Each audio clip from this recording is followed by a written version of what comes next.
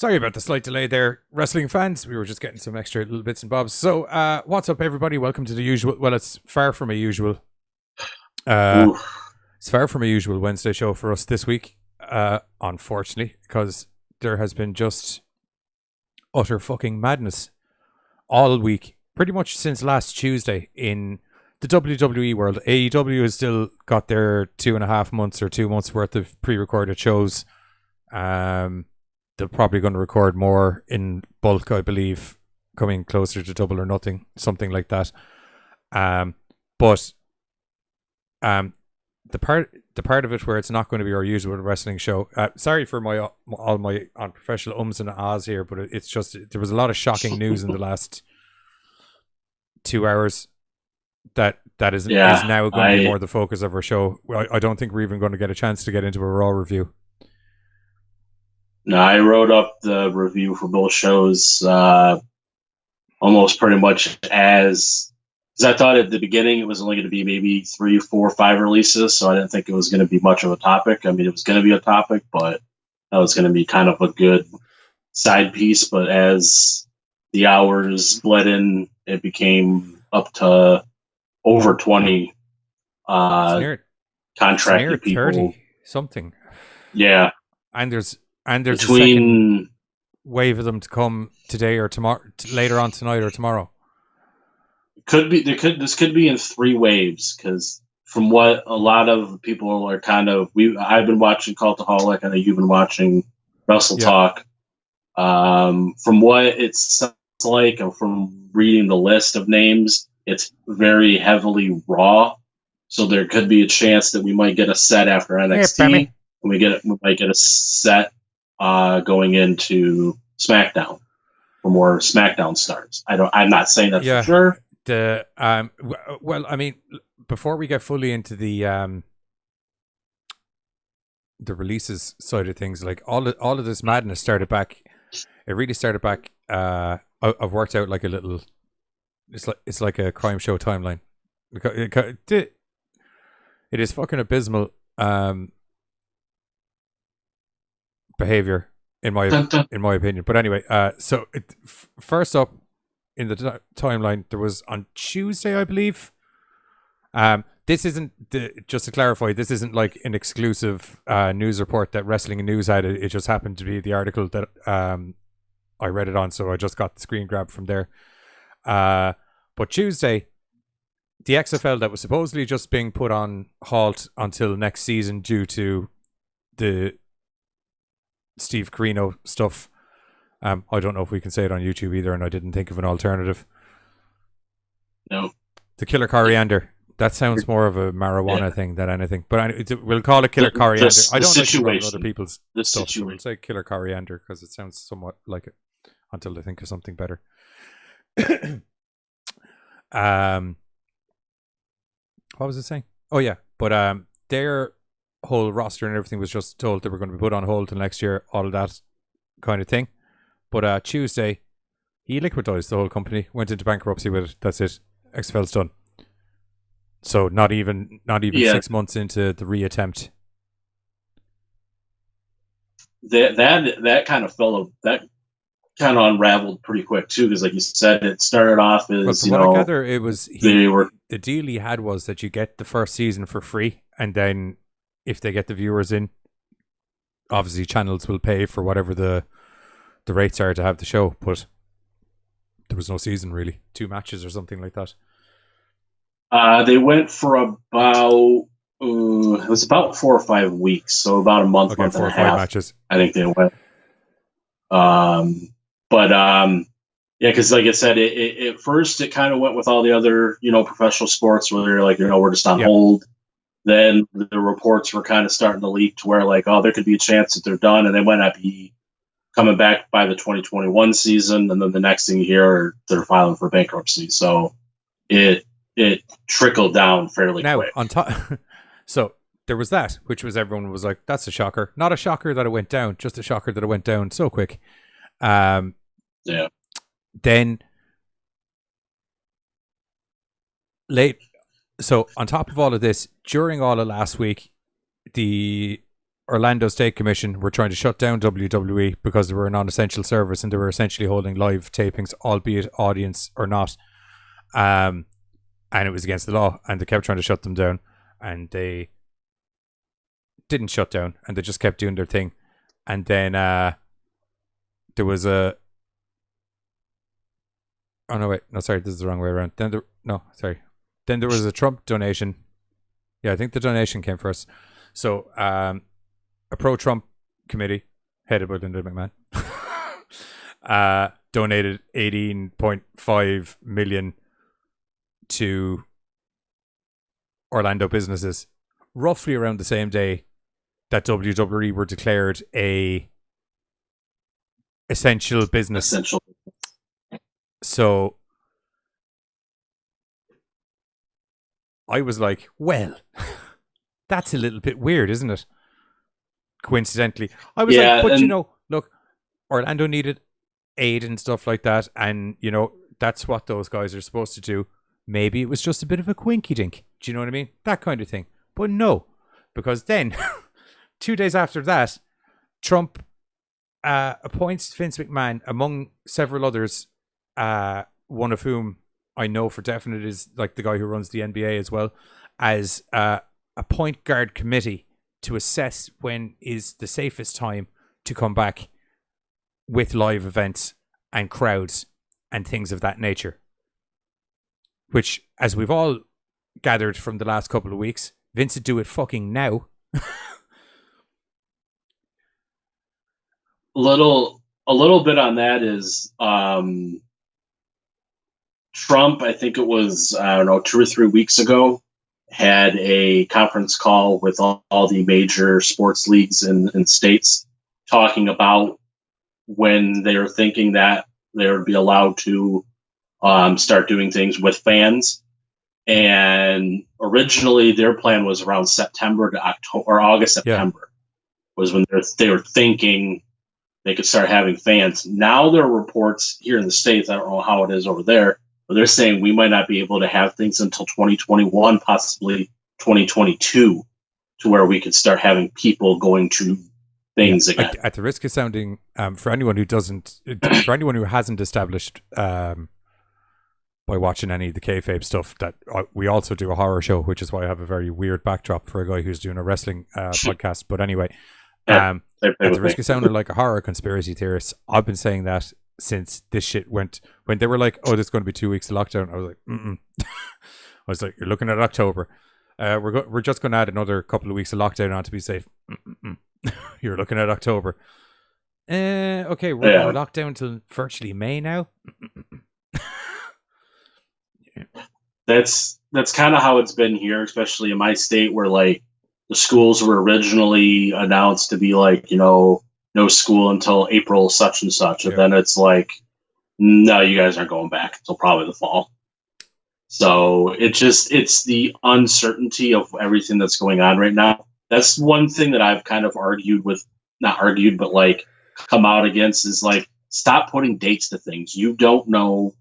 So it's okay to say we don't know. So it's irresponsible for people to sit here and say, well, we'll be back at this point, regardless if you extend it. Just say we're working on it. I won't lie to you. It's I just for the sake of the stream, I don't want to get too into this, but like there's people saying that it's not dangerous, and there's people saying that it's super dangerous, and I'm somewhere falling in the middle that like people need to watch out and people need to be seriously careful. But there's also, like, I've been seeing reports that they're like, the way a virus customarily works is by adapting to vaccines and things like that, whereas there's no vaccine, nobody's coming in contact with it, so this thing hasn't even had an excuse to fucking mutate yet. Do you know what I mean? So the likelihood is that even when the first vaccine comes out, it's going to become immune to it pretty quick. Yeah.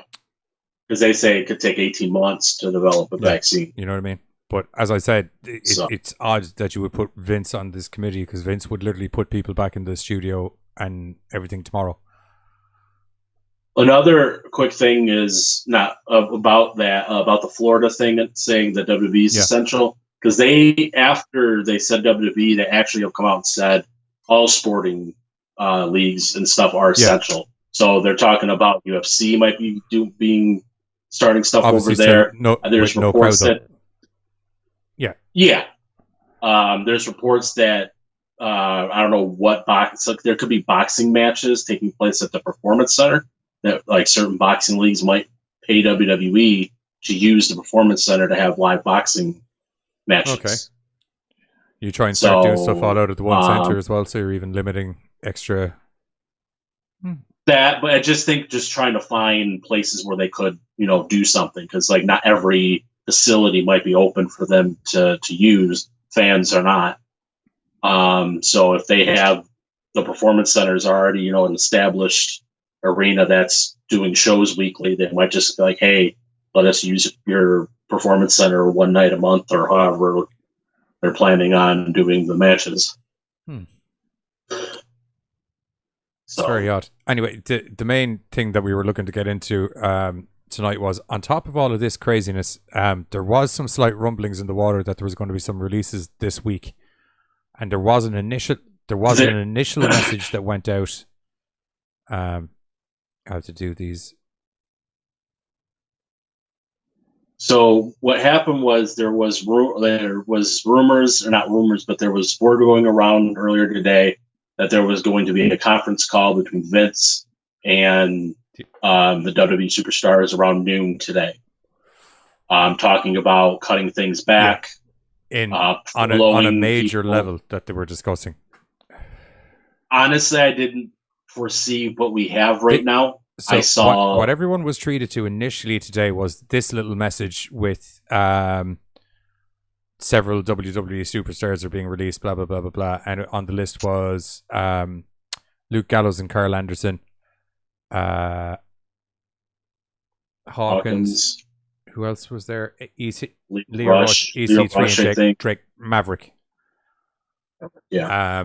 So everyone was like, holy moly, that's kind of... Well, I'm sure a lot of people are like, okay, I know it's a shitty time for it to happen, but EC3's been looking for his release.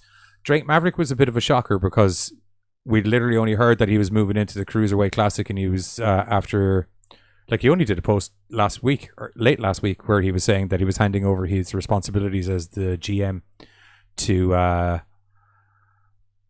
William Regal, and he was going to be competing in the Cruiserweight Classic, which I was like, cool, because I liked him in TNA as Rockstar Spud. He's actually really good when he gets a chance to actually wrestle.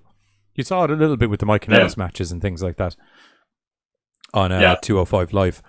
But then, about an hour after those releases came out, and virtually while everyone was on air, we were like, should we jump on now, or should we... and we just weren't ready, because this is the time we usually go live, so we said we'll stick with the usual time. But about an hour... Yeah, I felt it was a little bit easier to kind of, gather... Yeah. About an hour into that, there was the mention of then Devon Dudley, Sarah Logan, Mike Chioda, Mickey James, Bo Dallas, and Curtis Axel. And we were like, fuck, that's a lot of releases in a very short space of time. And then about a half an hour after that, another list, significantly longer, came out that had... I'm sorry, you're going to have to... Pardon me, audience. You're going to have to give me 1 second because I can't read it off the screen. It's too small. Once you're watching it on a big screen, you'll be fine. But all of my panels are very low, so just give me one moment. Talk there for a sec, Buzz. Yeah, I don't have... So I have, like, I'm not going to go through them all, but like I have the updated list here in front of me, and some of the names that were on those original lists aren't on here. Oh, I have it. So I don't know if they were just... I have it here. Will the computer let me do it? Come on, computer. Come on, computer. Giz is watching on his computer, but talking through the tablet, and I was like, what the fuck is going on? Because I saw Gorecast commenting, and I was like, it's fine. So anyway, about a half an hour after the last little list, then we had Heath Slater, which is very upsetting because, as everyone knows, he's got kids. Eric Young, Lance Storm, Dave Finlay, Mike Rotunda, Shane Helms, Kurt Angle, Aiden English, Billy Kidman, Pat Buck, Shane DeVary, Scott Armstrong, and Sarah Stock. Now, some of those guys are producers who are evidently on Furrow which is essentially we're going to let you go with no pay or a percentage of your pay, and we'll bring you back once.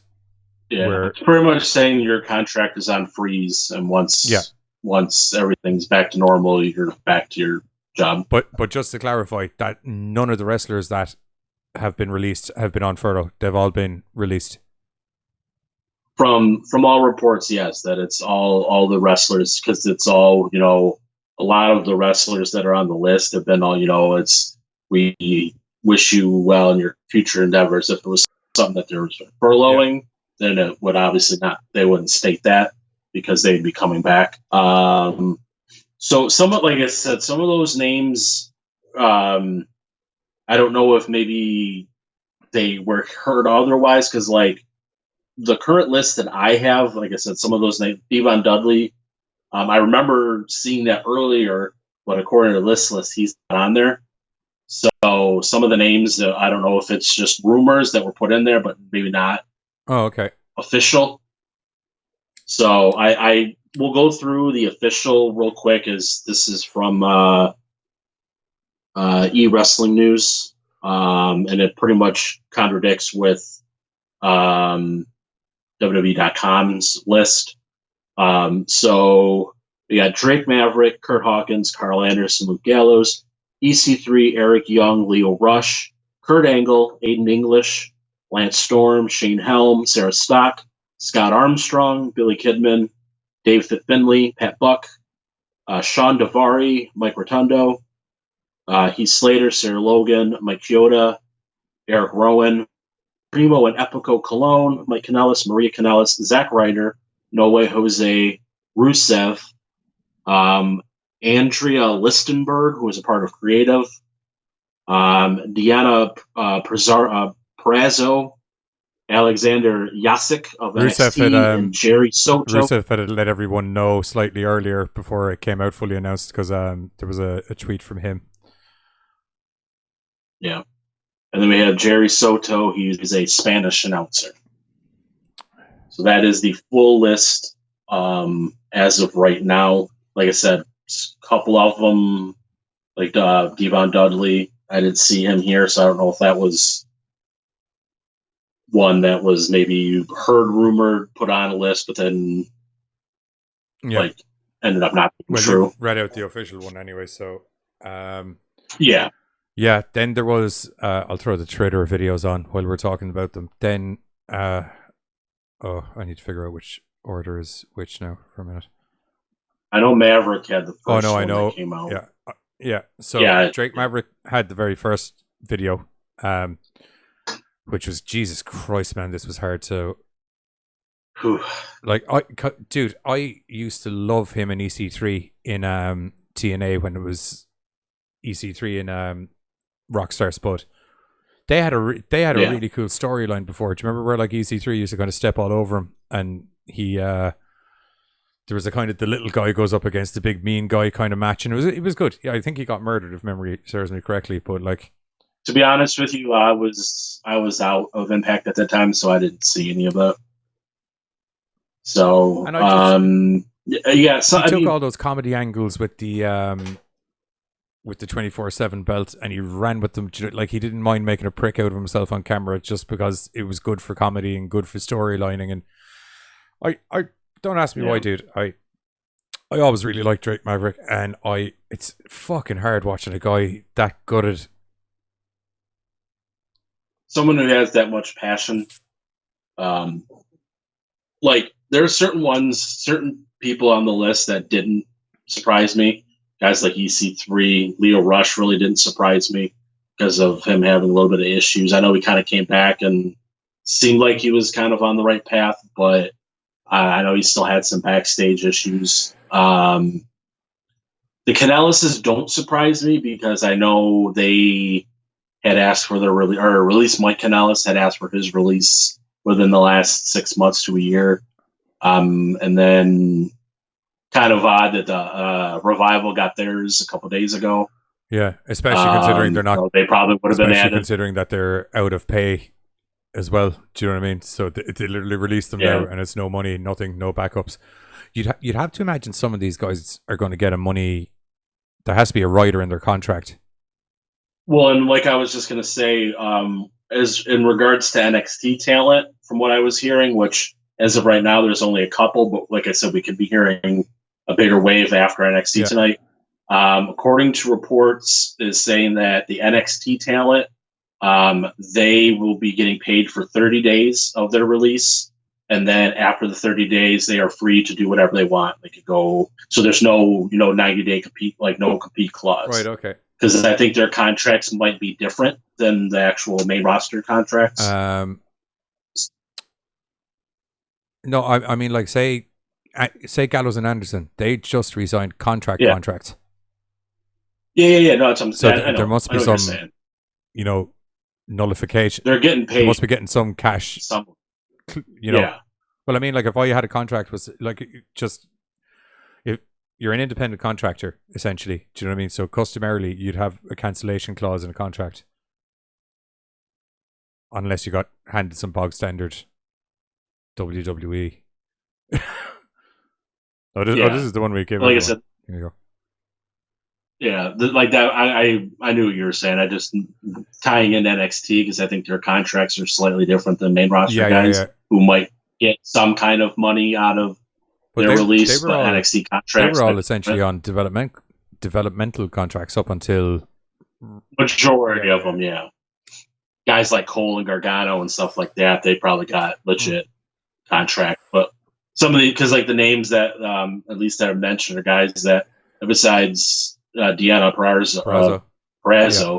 I don't know why you have a hard time saying it.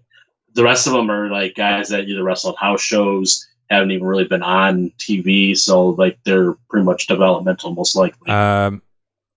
Anyway, in relation to the video side of things, next up then there, I think it was Mike Kanellis came on, where Mike was pretty cool with everything, and he just thanked WWE and Triple H and everybody for all of their help. And that's the one thing that I have noticed when it comes to either the videos or the tweets that a lot of these people that have got released are doing is there hasn't been a lot of what was me, bringing down the company for any ill will that they may feel about being released and stuff like that. If they have any, some of them might not have ill will. But a lot of the releases, most of the people from at least what's been reported have been not upbeat, but very. Well, I mean, like Mike has looked for his release twice now publicly. Do you know what I mean? So, I'm sure. I don't know. The timing with him is they just had a second child not that long ago. Like you said, I don't think they've even had the second kid yet, have they? Yeah, they have. Yeah, they had it about I think a couple months ago. I think he says it in the tweet or in the video. Okay. I think the baby was like a couple months old.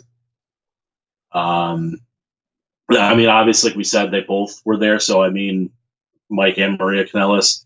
So you would assume that they would be getting some. And Maria Kanellis, they both just re-signed early, new deals within the last year or two. 4 months ago. Yeah, a bit longer. At least say 6 within the last 6 months. Yeah. So I mean, like you said, they're most likely going to get some chunk of money, whatever their contract states. If it ends up being released, I know they're going to get some percentage of it. They may not get all of it, but they'll get some percentage of it. It was really sad to see because you're just watching some really. There's a list of very legit, hard-working guys that were not getting used properly that are now getting dropped in pretty hard times. Because I mean, if this happened 4 months ago, it would have been fine because AEW were looking for people, but now they're definitely not looking for people. Even if this wasn't going on, their roster was getting pretty full up as was. Well, I mean, they're going to have the second TV show as well. Do you know what I mean? So you could end up having a. At some point, you don't know if everything going on is going to push that back. Oh, that's going to be pushed back for definite. Yeah. So, I mean, you look at the list of guys, and I was telling you earlier, I really don't want to sit here and play because it seems like what everybody's doing now is once a year all these names, and I've heard like I've seen people do the gifs of like the Cody Rhodes listening gif, and it's like not all these people are going to be going to AEW. I think the Cody Rhodes, listening gif is in specifics to Zack Ryder, because he said repeatedly like that's the guy he wants, Zack Ryder. But I don't think Zack Ryder's going to go. I like you and me when we kind of talked a little bit earlier while things are going. Hawkins and Ryder are too WWE to where I don't. Oh, I'd agree with you. Like they're WWE through and through. It's actually sad to see them go because those guys are so loyal to the brand. As I'm saying that, I'm wearing my Hawkins and Ryder Major Wrestling Figure Pod T-shirt right now. So woo, woo, woo. That's another big thing is if they've been trying to push this out there, if able, support some of these guys maybe via their pro wrestling tee shop or some of the things that they might have. They kind of ones that might not have the means. Some of the contracts might not be as big as some of the other ones. Like I said, I don't know how with them being released, how pay is going to work, if they're going to get some upfront or how all that works. I'm not going to get into the fantasy booking side of things either. I would like to see Drake Maverick and EC3 go somewhere together again. They're great as a duo. Like they really bounce off each other. Leo Rush is going to be a hot person to look at because of how young he is, and he's young, super talented. Yeah.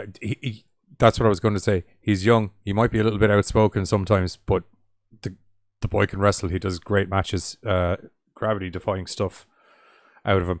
Speaking of EC3, because he was the last guy to do a video, which was actually a rather inspirational kind of. He cut EC3 expressed his feelings about everything in the best way that EC3 knows how to do, which is to cut a fucking promo. And it was a really good promo. And it was that kind of promo of, I won't be stood upon and I'm going to persevere on through. And just it was really good, badass. Yeah, because like we said, he was one of the biggest ones probably out of, there's been a few out of this list that have been really unhappy and wanting out. So this right here is something they either wanted to begin with or maybe they didn't want right away, but it gives them the opportunity to move on. Like I said, I know Deanna Barrazo, she had mentioned in her tweet that she was very happy. And she said, people close to me know that I've been waiting for this for a while. So this actually comes as a positive for her. Like, that's the thing is, like, I'm hoping if able, I know some of these people on the list, it doesn't fall that way, but I'm really hoping that they may look at more of the people that want out as opposed to people who want to stay. Because it's like, if you want people that want out, then let them out if you're going to let people out. Yeah, I totally agree with you. It's just, the main issue is it's a bit of a sucky time to start dropping people. Although, you have to see it from a company perspective as well. You would have to, the reason I did the little timeline of events was because you would have to assume the issues, because like it's common knowledge now that there's actually, look, okay, sorry, I'm getting ahead of myself. It's common knowledge now for quite some time that the bulk of the XFL money came from WWE, and investors weren't happy about that in the first place because that wasn't something they were consulted on. They just got a fucking memo essentially letting them know. They're not going to be very happy about this anyway, number one. So you would have to think that financial hit would have to do with factoring into this to a certain degree, because they have to be looking at this in the long run. That, you know what I mean? Like, these are all guys we don't use, or they can't get to work and all of that. Do you know what I mean? There's also, like, from what I understand, and do you know the way when there's crazy shit going on and there's an investor's call coming up, Vince fires a load of people, so there's a different topic to talk about. From what I understand, there's a very big investors call on Thursday next week, I think. I think it's tomorrow week. Yeah, And you would have to think, because that's when they're supposed to have the quarterly conference call for their quarters. because you would have to think that that's a way of debuffing the what I would imagine is a very large overhanging conversation of, so this $3 billion you just flushed down the toilet on the fucking American football thing. That was like our money last time I checked, to a certain degree. Yeah, and then another thing, like I don't know how much this ties into. It might tie into it at some way is the failure of, or not the failure, but the issues that WWE's 2K20 had last year. That actually has been another thing that's could be good to report here is 2K21 is not happening. No. They've already come out and said that it's not happening, so that's more loss. That's there. A big loss. Well, I mean, to be honest, they didn't even have a fucking programming team to make it. Their programming team walked. Exactly. Do you know what I mean? So that might be another thing tied into, we're not having that come out this year. So there's a lot of revenue loss that's going to happen at the end of the year, because that normally comes out around September, October. So that's another thing to look at, is they just really lose a chunk of money in that video game. It's a big chunk of money. Like those video games push numbers. Like, I mean, if you want a slight indication even of how much of a chunk of money it is, look at how many live streams of how bad 2K20 were that were on TV, or sorry, not TV, on Twitch and YouTube. Like, it was just a slew. It was just one god awful stream after another. I want to read a little set of Meltzer tweets real quick that kind of came towards the beginning of a lot of this, that kind of might put this in a little bit of perspective to kind of figure out, WWE, like, sounds like they might be losing money, but then if you read kind of hearing these tweets that he sent out, it's kind of like, well, they should be okay, or they shouldn't have had to do this. So let me read that as okay. So he says, "This has been such a sad day on so many levels. A lot of good, hardworking people lost their jobs at the worst time possible. Keep in mind that this was a company with $500 million cash reserves and is still expected to go without a turn, without it to turn a significant profit. So besides that $500 million, they're still looking to have a significant profit. In the end, this was about maintaining a huge profit margin. And unlike with UFC having its and Endeavor's massive debt, there was no true economic hardship.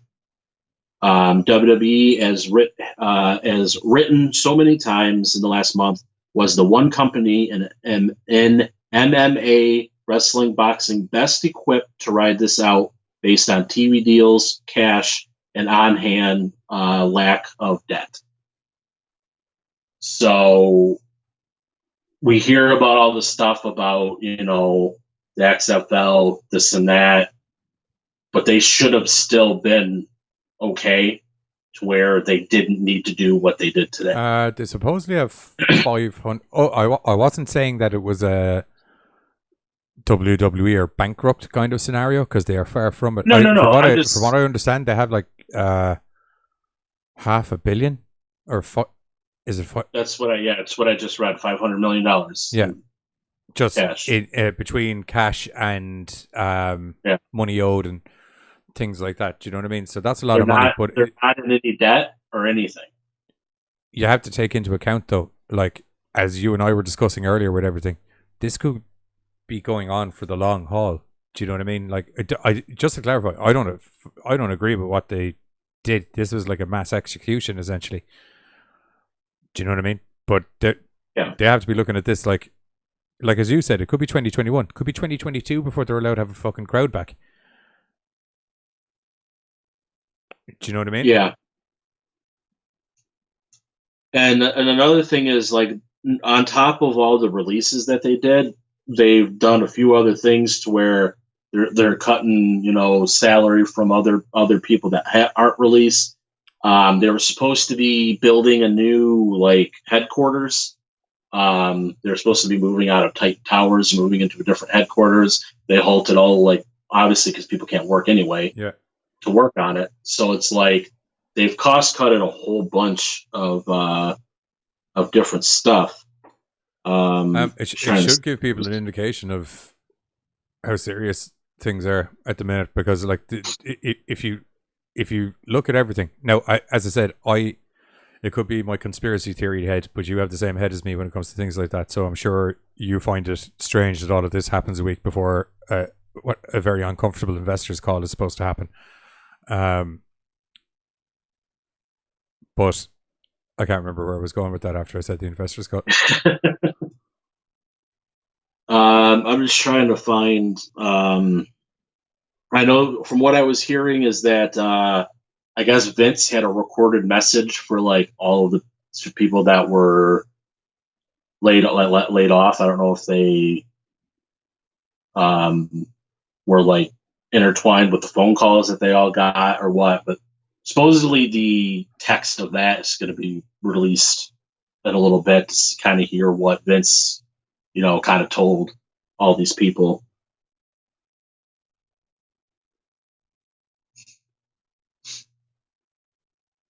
There we go. We're back. Okay.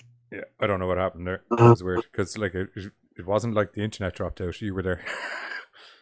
Like the call didn't drop. Yes. So I just, while we were off, like I kind of was just trying to find that story about like all the stuff that was discussed. And that's pretty much pay cuts to investors and stuff like that, and then like the halting of the building of the new headquarters, Yeah. and then the release or furlough of the superstars that's happened. Like I said, none of the superstars are on furlough. It's all production staff. It's all the agents. Yeah, the backstage agents. Or at least I don't know, because like one of them was Kurt Angle, who the way it sounds, he's been fully released. Yeah. Even though might have been an on-air talent every once in a while, but he has gone more to a producer's role.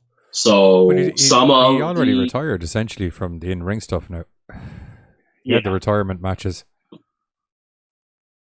I'm trying to see if there's any updated to any of the lists, because like we were saying, a lot of indication is that Jerry Soto is still the last on the list as of right now. A lot of people are saying, I don't know if where they're getting this from, but I'm sure it's reliable sources. They're saying that there's probably going to be a second round, which is insane to think, because we literally just listed off almost 30 people. Yeah, that's why I'm finding it so. That's why I'm finding it so shocking. And then looking at the list, I'd say a good chunk of at least the on-air talent portion of it, majority of them all come from Monday Night Raw, which had just happened yesterday, or 2 days ago. I'm sorry. So what we're thinking, or what we're possibly hearing, is that the next set could come after NXT tonight, after they're done with their tapings and they assess where they're at. They might not want to release everybody right now because they might have to figure out, plans for storylines and stuff like that before they go out and just releasing a whole bunch of people. I have to say, fair fucks to Dave Meltzer. He has a load of posts about benefit assistance and stuff that will work for the wrestlers. Yeah. So for one person that I normally don't give.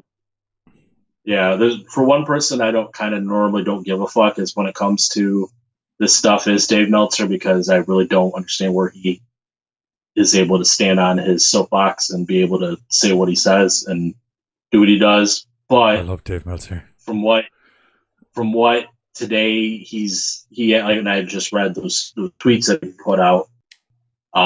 He's put a lot of this in a lot of perspective today. He's the longest goddamn wrestling reporter going. He's the first one. I don't know. I just have my issues with him because I don't I don't know. I don't get where he's the end all be all of like ratings and stuff like that. Like people like to put him up at when he. But what was this match rated? What did Meltzer give it? It's because he's the WWE of wrestling reporters. He's the first one. That's why. Yeah. I guess. I mean, that doesn't really mean too much to me. I'm not trying to turn you into a Meltzer fan. He's a divisive guy sometimes. Like, I get he's been around for a while and he's seen a lot, but I just don't know why in regards to what he gets put in regards to. It's okay, that's a whole nother. That's a different There's podcast. A lot of stuff going on. Yeah. Yeah. Anyway. It was a bit of a... Dude, I was proper taken aback when I saw everything kick off. Yeah, because like I started, going through the Facebooks and stuff, and I started seeing the first like group of names. I'm like, oh, here we have a little topic for tonight, and then it was like, oh god! Like when I was watching Cultaholic and I was watching Wrestle Talk, and anytime they got a tweet, like a direct tweet, it was just like, oh, there's another list after coming out, and I was just like, what the fuck is going on? I was like, after the second list, because the second part of the list, I was like, that's a pretty long list. And then the third list came out, and I was like, Jesus Christ. And then you and I were getting ready to go live, and you're like, I think there's another 4 or 5 after getting announced there. Yeah, because they just kept announcing a couple here and there at the end. I was like, oh, Sarah Logan, Eric Rowan now, and I was like, oh, the Colognes, and that was all when the Canellises and all them started to drop, is when you and me were kind of chatting.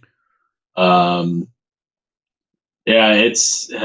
Like I said, some of them, it doesn't surprise me. There's some of these guys, EC3, Leo Rush, just because of the fact that they were unhappy and it seemed like they wanted out anyway. Like Zack Ryder, Kurt Hawkins. I know they weren't doing a whole lot with them, but it's like you kind of need to have some of those guys on your roster to kind of go to. I mean, especially those two guys who've been, I think Hawkins or Ryder's been in the W for 12 years. Yeah. They're your super jobbers. Do you know what I mean? Yeah. They put people over. Sadly. Because, I mean, both of them are really good. The one, I'm not trying to say one's worse off than another, but like one that was kind of shitty was, Lance Storm, as I was telling you earlier, like he just closed down his like long running wrestling school just to come over to be now he might be furloughed, so he still might come back. Yeah, I'd imagine it wouldn't be hard for him to reopen a wrestling school. It's Lance Storm's wrestling school. No.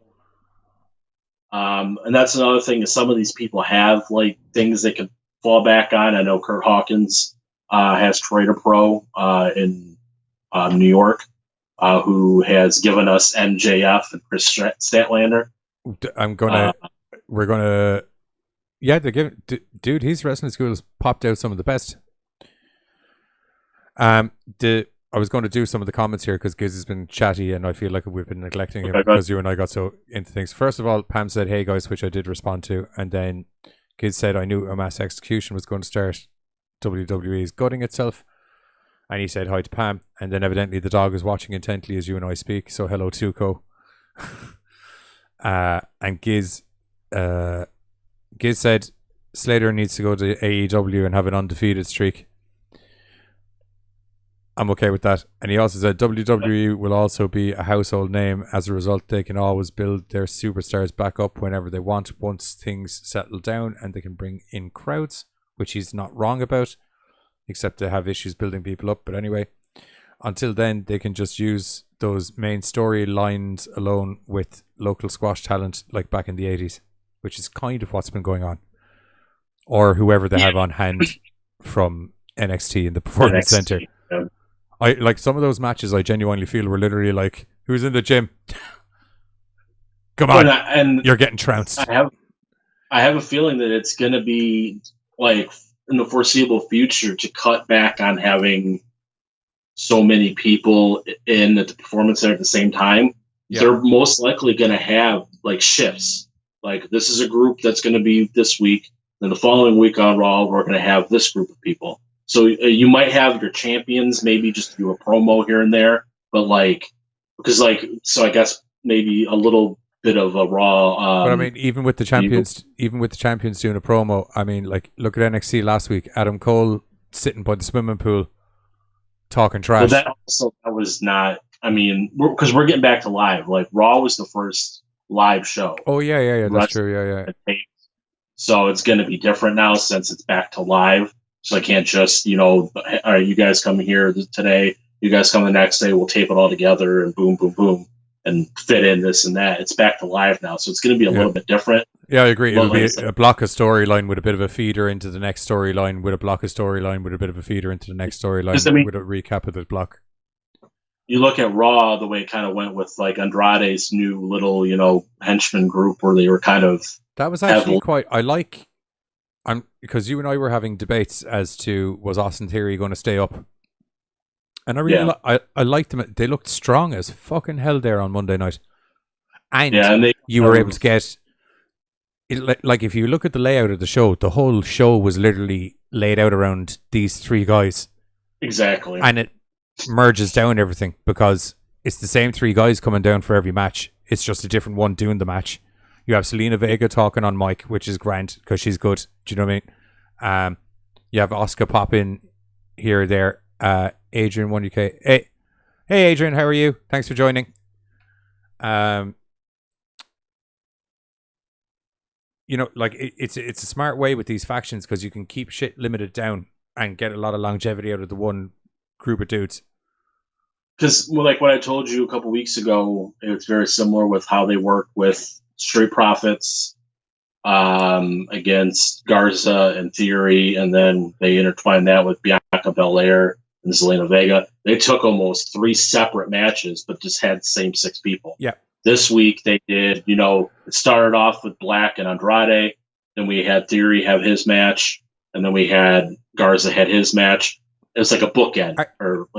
One thing about Raw that I do want to discuss because it baffled me was the way they handled Selena Vega and Selena Vega and Aleister Black's relationship on commentary. It's a very sad day for wrestling, Adrian. I totally agree with you. It was we normally do a show on a Wednesday night at this time, and it was a bit of a shocker to see all of this, like because we were like just getting ready to do our normal Raw and SmackDown review, and I had my script all ready to go with all the notes from both shows, and my notes are it's a big kick in the stones, dude, because I'm like I love wrestling, and a lot of those guys I'm a big fan of, and have thought they've been underutilized for quite some time, and it's just a rough time for a lot of people to get let go. Because you don't know when you're going to be able to start doing live shows again, especially if you're not a guy who's going to get a TV deal with a different company. Yeah, and we don't know there as of right now, from what I've heard, because I haven't really heard, the terms of a lot of these releases. I don't know if they have their usual 90-day no compete clause, which majority of releases have. Besides, the Revival. Yeah. Who got theirs last week. Theirs was like on the spot. They're done. Like they didn't have the 90-day complete no compete clause. Some of these guys might not be even able to wrestle if they wanted to for the next 3 months, especially with the situation of everything going on, because there might not be anywhere for them to. If you're on the 90-day no compete clause, you are also paid for those 90 days. Yeah. Yeah. So I mean, it's not like they're fucked in that. No. Yeah, like money-wise, at least, because I don't know what all these guys obviously are making either, because like not everybody's making the same amount of money. Adrian said it's work. Adrian said in another chat, someone said it's the worst day since WCW shut down. A lot of guys that got. Well, you see, the thing when WCW shut down was a lot of them just got auto picked up by, not everyone, but a lot of the roster. The WWE was able to take the guy. They pretty much told everybody, because they had the guys that had the guaranteed contracts in WCW. The guys that had the guaranteed contracts, they were fine just sitting on their butts until it was done and getting the money. Yeah. The other guys may not have had those clauses. Guys like Booker T and the guys that you saw DDP, that you saw show up and the original Nation Angle, they might not have had those clauses, so they didn't.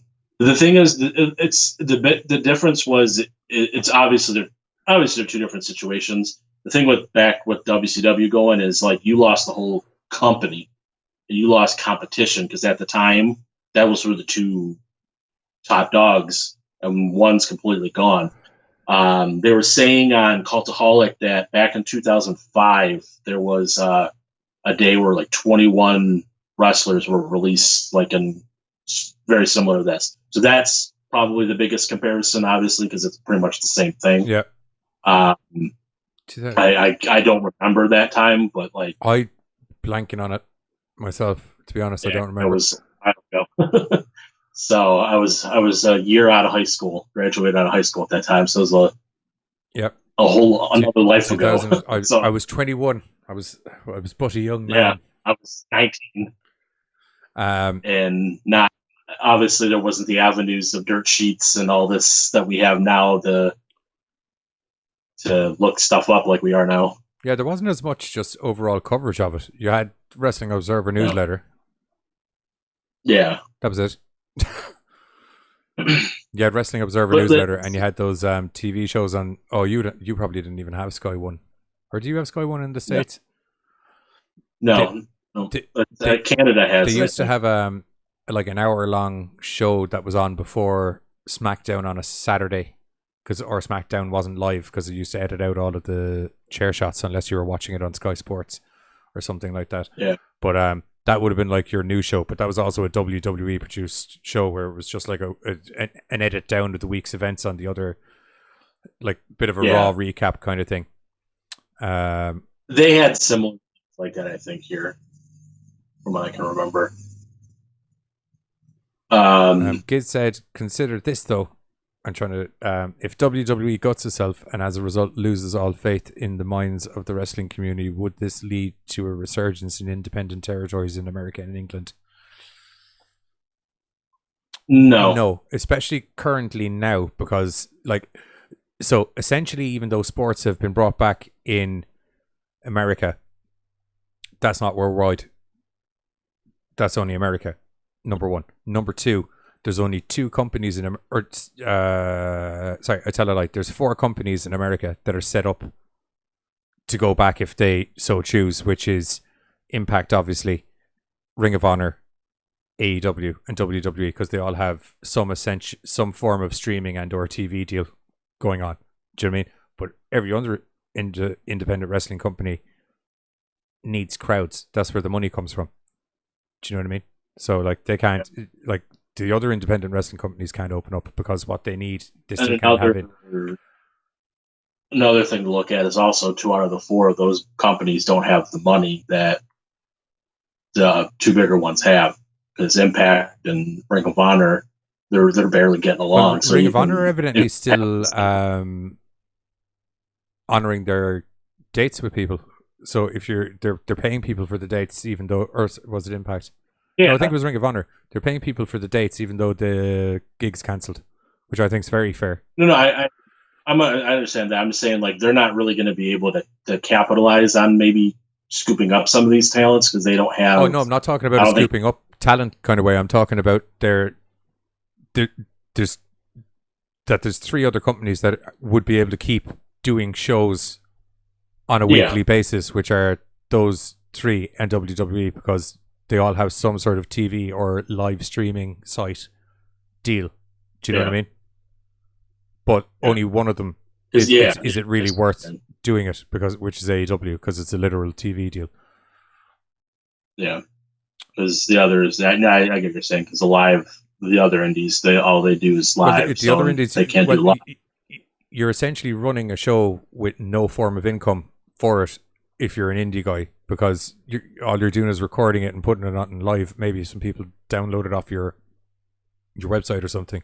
Ring of Honor used to go live on Fight, or does go live on Fight on I think it's Sundays, or maybe not live, but there's a show on Fight on Sundays. Think they still got TV with Sinclair networks where they're Yeah. played syndicated. Impact are on whatever channel it's they're on. I can't remember off the top of my head. Access. Thank you. Access TV. Yeah. Do you know what I mean? So they all have TV deals, so they can do no arena shows and still be able to pay wrestlers and things like that to a certain degree. They're not set up for it the way AEW and WWE are.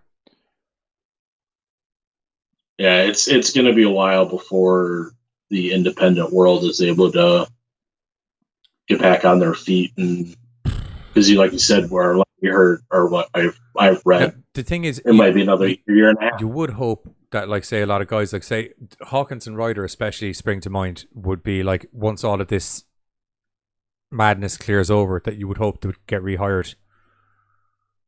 Yeah. Do you know what I mean? Yeah, I do believe that there's going to be guys that, like Hawkins and Ryder, I could see definitely going back. Logan wouldn't surprise Sarah Logan wouldn't surprise me if she goes back because her husband's still there. Possibly. I mean, she could, because I don't know. She's great. Like, I'm not trying to knock her or anything, but like, Giz just said there, would you want to work for people that cut so many jobs at such a harsh time, or when crowds can be a factor again, or would you rather set up an independent scene? I don't, dude. I don't know. Like, it's great to talk about a wrestling resurgence and stuff, but the thing is, these guys, a lot of these guys are professional wrestlers. They don't work. They don't have a side gig. They need an. They might not have time or the financial stability to wait for a wrestling resurgence to happen. So they might need to get paid. A lot of these, because I mean, like I said, with guys like Anderson and Gallows, they just signed fairly significant deals within the last year or so. They're probably going to be, like I said, depending on the terms of their release, they're going to be okay. But it's like the people like Leo Rush, the Canales, not really sure what, like, I think they got a decent, but it's not going to be nowhere near to what Anderson Gallows will be fine as well, because New Japan will have them back in a fucking heartbeat. AEW would probably take them up too. I mean, they got a lot of friends over there with the Bucks and Omega and the Bullet Club connection. Yeah. It could go either way. It's just there's a lot more of their side of Bullet Club in New Japan than there is in AEW. Yeah. Like, Kenny Omega wasn't really around. Excuse me. Kenny Omega wasn't around that long during the Anderson Gallows stage. No, because Anderson Gallows were OG, so they were Balor. They were first. They were with they were with Devitt and Tamatonga, and then again, that also wouldn't surprise me if they came back to WWE, because they have AJ, they have Balor, they have I don't know, like it would be kind of odd why they would, and that's obviously they're not going to come back right away. If they did come back to WWE, it's probably going to be a bit. Also, we don't know how long this whole thing's going to last. But, like, it'd be kind of odd for people to go and then be like, "Oh, we're back to normal. Okay, you can come back. You come." It's like, well, I mean, that, like, you hit the nail on the head. I mean, like, as you said, it could be 2021. I mean, regardless of whatever the conspiracy theories going around about the virus are, and that it's not as big a deal as it is, or it's not, or it is a big deal, or whatever. Regardless of what it is, governments are still saying it could be 21. Or 22 before you have full. You can say what you want. It's the people that are in charge that are going to allow the things to open up is the ones that need to, and they're the ones that are saying it could be 21, 22. I land on the fence of it's a very dangerous time, and people should be very careful and wash your fucking hands properly. Wear a fucking mask. Do you know what I mean? Yeah, I just got a package of 50 masks in the mail yesterday. Wear a fucking mask when you're going outside. Make sure you get good masks. What you do is you get a bottle of water spray or aerosol spray, whatever tickles your fancy. You hold your mask up in front of some aerosol spray and you squirt it. And if you see aerosol spray come through the other side of the mask, that's a shitty mask. Get some good ones. Yeah. And we just hope that all this just blows over and that there isn't more of this kind of thing. Because if these releases happened 4 months ago, I would have been like, that's great, because EC3 is going fucking wherever he's going. They'll take Drake Maverick somewhere, not a problem. Do you know what I mean? Fucking who else was on the list? Anyone will snap up Lance Storm in a heartbeat. Do you know what I mean? Yeah. On a producer or wrestler Leo level. Rush, like Leo Rush will get snapped up in a heartbeat as well. Canellis, I would say Canellis Canellis would be fucking. Like, I'd love to see Canellis have actual matches, not where he's like cuckolded and murdered and things like this. Do you know what I mean? Because he's a bloody good wrestler. Yeah. Zack Ryder, I would have loved to see him go to AEW and Cody let him woo on strong, things like that. You know, but Rusev could go anywhere and do great. You know, I think out of the list right now, he's going to be the biggest fish, probably. Yeah, I feel. Him and Anderson and Gallows. If those are probably like I said, I don't want to knock anybody on this list, but those are probably the two biggest names. Yeah, because I would say like any company that actually values tag team wrestling. Oh, right here, Kurt Angle. I mean, not as a wrestler, but as just a backstage producer. Somebody backstage, he would be absolutely amazing to have. Kurt Hawkins training. He's like I said, MJF and Chris Statlander have come from his school, so we know he's doing something right. Yeah. So it's like we said, this is such it was a shock. Like.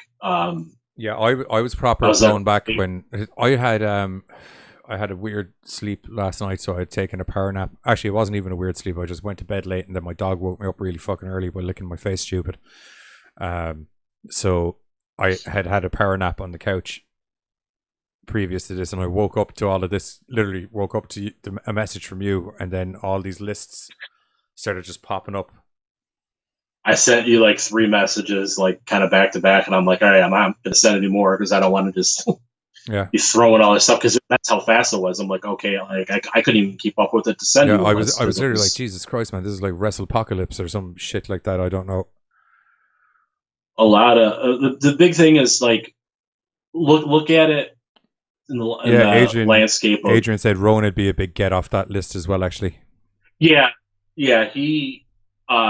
was he was an odd one because I didn't think they were done with him at all. I know he had that stupid spider gimmick, but like he did have a pretty good push for a while, and it like he did look like a big massive killing machine during that push. One like of those guys where he's kind of his roller coaster with him. It's like, you know, he started with the Wyatt family, was kind of going up. Once that kind of disbanded, it was kind of going down. Yeah. He won the Intercontinental title briefly. Then he got back with Harper's, the Bludgeon Brothers, and you're kind of like, okay, Then Harper got hurt. So he would definitely, because I mean, the size and how, I mean, like Luke Harper, such a big guy, but very agile. So he's definitely somebody that can make a big impact wherever he goes. AEW would probably make the most sense because I think they're in need of bigger guys, and they just got Harper too. So you don't want to have too many big guys in there because I know Lance Archer is fucking like, how tall is Lance Archer? 6. He's probably 6'8", 6'9", probably close to 7 foot. Yeah, do you know what I mean? But like, so is Rowan, and so is Harper. Give me 1 sec. Let me just double check Lance Archer's height because he looks way bigger than Luke Harper. Yeah, but yeah. So looking at the list, like I said, a lot of these backstage agents and stuff like that, they're most likely all coming back. So looking at the list and a whole might not be as impactful. He's 2 meters and 3, so that's like 6. What's that? 6'9". Yeah, that's what I said about 6'9", 6'10". 6'9", 6'10". Yeah, do you know what I mean? So you don't want too many guys because you're going to make him not look like the monster that he is. Because, I mean, Rowan's like 6'8" or 6'9" as well, isn't he? Yeah, about that. Like, what would you do there?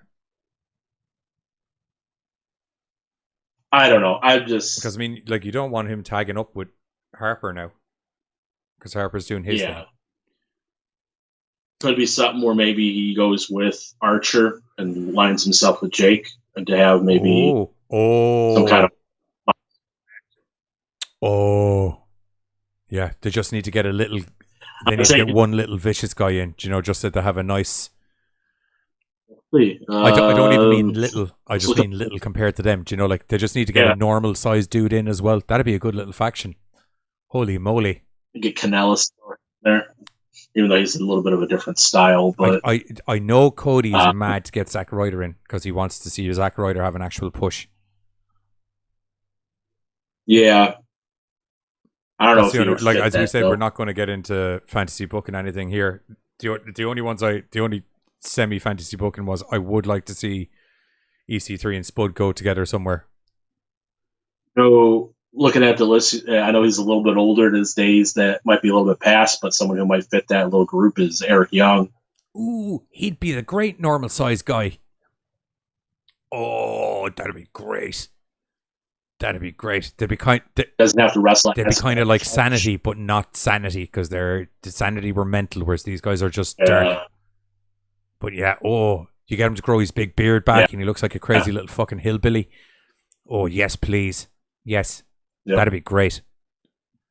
How old's he now? I mean, like, there's a good few years left in Eric Young. Like, he's probably got to be in his late 30s, early 40s. He's got a good 7 years. Couple years. Yeah, do you know what I mean? Or, well, yeah. Eric Young in AEW would be very cool.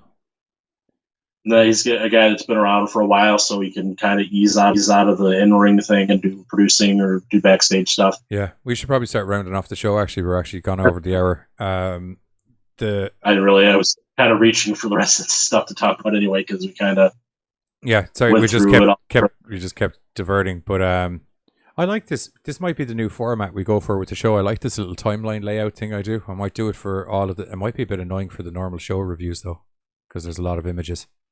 We'll figure it out. It'll be fine. Yeah.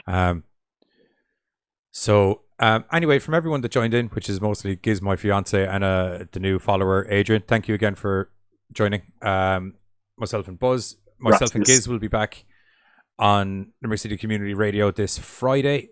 Your city, your station, your willingness to let us do a wrestling show. I think that's the line. And then it'll be live on YouTube pretty much instantaneously. Actually, no, sorry. It'll probably be live on YouTube first and getting sent to the radio station afterwards, because this was less glitchy than what we had going on Wednesday. And then normally it's on Spotify fairly shortly after all that too. Yeah. So anyway, for myself and Buzz, myself and Giz will be back Friday. And other than that, we'll catch you later, unless another 50 people show up in the next 10 minutes, and then we might be back live. Thanks, Adrian. Spread the word. If you know anyone else that watch, you do the things. Yeah, we are our socials. We are on Facebook, Instagram, and Twitter at Kayfabe Or Die. You want to give us a follow there. We all put a lot of the news and stuff like that we don't discuss here. As soon as stuff breaks, that's where we throw it up. So they'll be able to get all your updated information there. We are available on Spotify, Google Podcasts, and Apple Podcasts. If you want to listen to our shows, you can listen to us there. And then obviously we are here on YouTube. So lots of different areas you can find us. All right. That's that. As I said, myself and Giz will be back Friday. Video should be up kind of about 2 or 3 o'clock Friday afternoon. And other than that, myself and Buzz are out skis, and we'll catch you next week.